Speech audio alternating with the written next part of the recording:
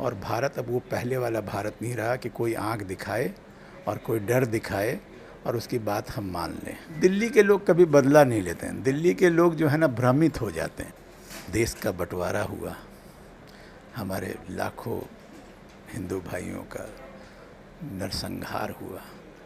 नमस्कार, मैं आर के जायसवाल और आप देख रहे हैं जनमत की पुकार। मौजूद हूँ राजस्थली अपार्टमेंट में और हमारे साथ मौजूद हैं नेताजी राजेश सिंघल जी।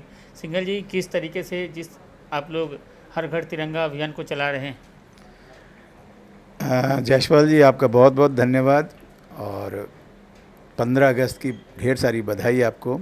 मन की बात कार्यक्रम में हमारे प्रधानमंत्री नरेंद्र मोदी जी ने आह्वान किया था, घर घर तिरंगा, हर घर तिरंगा। तो उस आह्वान की श्रृंखला में हम सब जगह आप देख रहे होंगे कि तिरंगा फहरा रहा है। पूरा भारतवर्ष तिरंगे की छाँव में प्रफुल्लित हो रहा है। सभी जगह तिरंगा ही तिरंगा है। और अभी हमारे माननीय एमपी साहब प्रवीण खंडेलवाल जी ने भी जो है तिरंगा यात्रा निकाली, जिसमें हम सब ने बढ़ चढ़ करके हिस्सा लिया। बहुत उल्लास था, बहुत। और वास्तव में स्वतंत्रता दिवस तो हर बार, मैंने 52 साल की उम्र में मैंने 51 स्वतंत्रता दिवस में जब समझ हुई तो 40 तो कम से कम हमने देखा है। लेकिन ये जो 10 साल के स्वतंत्रता दिवस, देश के प्रति राष्ट्रभक्ति और गणतंत्र दिवस, स्वतंत्रता दिवस, देश के ये जो अनुभूति है, लगता है कि आज़ाद भारत में रहने लगे, आज़ाद भारत में रहने लगे। हमारे विचारों की अभिव्यक्ति की हमें आज़ादी मिली। हिंदुओं के बारे में बात होने लगी। बात तो हुई थी तिरंगा फहराने की, मगर आप लोग विभिषका दिवस मना रहे हैं, प्रदर्शनी लगा रहे हैं। क्या आप उस दर्द को भूल जाएं जायसवाल जी? उस दर्द को भूल जाएं, वो कत्लेआम, वो खून खराबा भूल जाएं।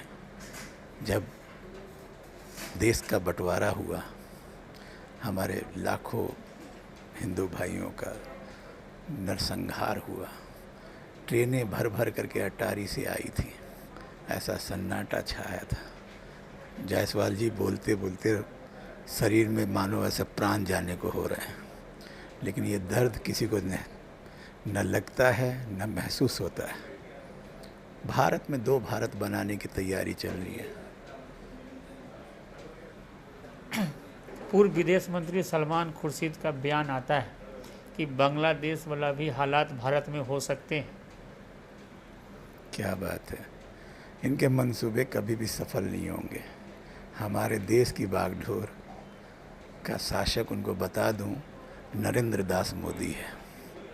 ये तो उनका इस जन्म में तो अब सफल नहीं होंगे। हाँ, ये चाहते तो ऐसा ही हैं। और जायसवाल जी, आप लोगों ने भी मान लिया कि उनकी कही हुई बात, वरना कहेंगे कि हम ही लोगों ने झूठा प्रचार कर दिया। इन लोगों की बातें आप सुन लीजिए।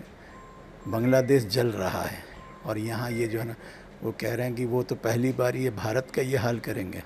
ये संभव नहीं है। भारत की बागडोर एक मजबूत शासक के हाथ में है और भारत अब वो पहले वाला भारत नहीं रहा कि कोई आँख दिखाए और कोई डर दिखाए और उसकी बात हम मान लें। अब तो हमें शांति से रहना आता है। दूसरे को भी हम यही कहेंगे कि शांति से वो भी रहें, हमें भी शांति से रहने दें। जिस तरीके से मनीष सिसोदिया तिहाड़ जेल से बाहर आते हैं और वैसे ही तानाशाही का आरोप लगा देते हैं केंद्र सरकार पर, मोदी सरकार पर। ये तो देखिए, ये स्वभाव से जो अपराधग्रस्त, अपराध बोध में ग्रसित होता है, स्वभाव से तो वो दूसरे के लिए ऐसा ही कहेगा। यदि वो सब कुछ ठीक है, अभी तो उनको जमानत ही मिली है ना। जमानत मिल जाने से अपराध मुक्त तो नहीं हुए हैं, तो इसीलिए इतना जश्न मनाने की ज़रूरत नहीं है। जो इनके पहले दिए हुए इनके वचन हैं, जो इनकी धारणाएं थी, जो इनकी विचारधारा थी, उस विचारधारा को सच करने का समय आ गया।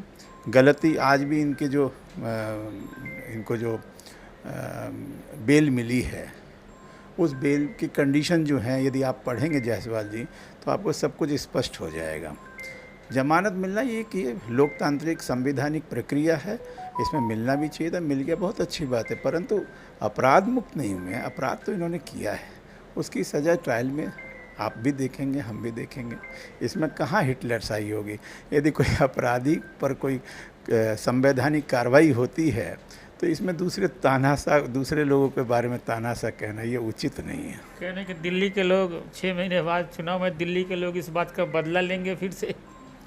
दिल्ली के लोग कभी बदला नहीं लेते हैं। दिल्ली के लोग जो है ना भ्रमित हो जाते हैं, और ये भ्रमित करने के काम में ये लोग माहिर आदमी। मैंने पहले भी कहा था, एक समय तो ऐसा आया था कि हम भी भ्रमित हो गए थे, परंतु जितनी बातें ये कहते उससे बिल्कुल विपरीत इनका पूरा स्वभाव हमने देखा, आप लोगों ने भी देखा कि बड़ी गाड़ी नहीं लूँगा, बड़ा घर नहीं लूँगा, आम आदमी हूँ, आम आदमी की तरह रहूँगा।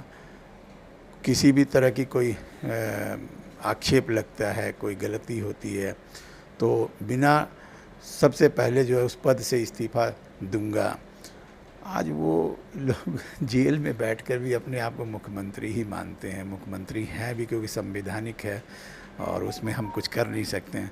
परंतु उन्होंने जो वादा और जो सपने दिखाए थे दिल्ली वालों को, कभी दर्पण के सामने खड़े होकर के, लेकिन एक बात है, दर्पण के सामने भी वो इसी तरह हंसते हैं, तो इसलिए दर्पण भी बेचारा शर्मा रहा है।